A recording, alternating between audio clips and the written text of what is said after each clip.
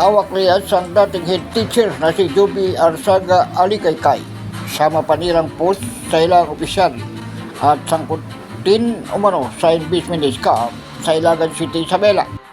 Ito din umano ang nagpost na may hawak ng baril habang mainit ang intriga sa pagitan nito at mga opisyal ng lungsod dahilan upang ireklamo si Alikaykay ng paglabag sa Republic Act 10175 o Cybercrime Prevention Act of 2012.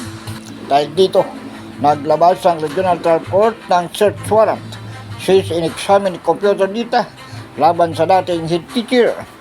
Sa nabanggit na desisyon, kinatigan ng korte ang kahilingan ng PNP Anti-Cybercrime Group, Regional Anti-Cybercrime Unit 2 sa pagsasabing may probable cause at may sapat na dahilan para paniwalaan na nilabag ni Alikaykay ang ilang provision ng Republic Act 10175 at dahilan para isilbi ng otoridad ang naturang warrant.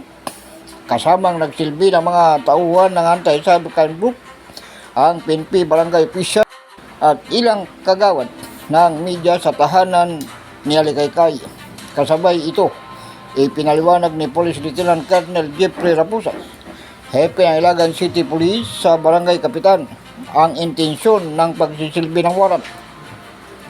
Sinabi naman ni Police Lieutenant Colonel Mark Turingat ng Regional Anti-Cybercrime Unit 2 ang nilalaman ng isinilbing warrant kabilang ang pag-search ng device na ginamit naman umano na may genuine at fake account na isinailalim sa forensic examination. Dagdag ng opisyal ng Anti-Cybercrime, nakipag-cooperate din sa isinagawang operasyon si Alikaykay.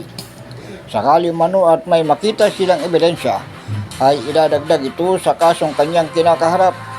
Paalala pa ng opisyal sa publiko, huwag nang dumagdag sa mga impormasyon dahil pwede mano itong makasira sa reputasyon ng isang individual o organisasyon dahil abot kamay na ang paggamit ng social media.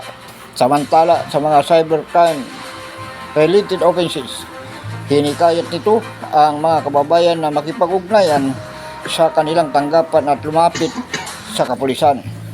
Ang nangyari umano kay Alikaykay ay magsilbisan ng babala sa iba na iwasan ang paninirang puri upang walang pagsisihan sa dakong huli.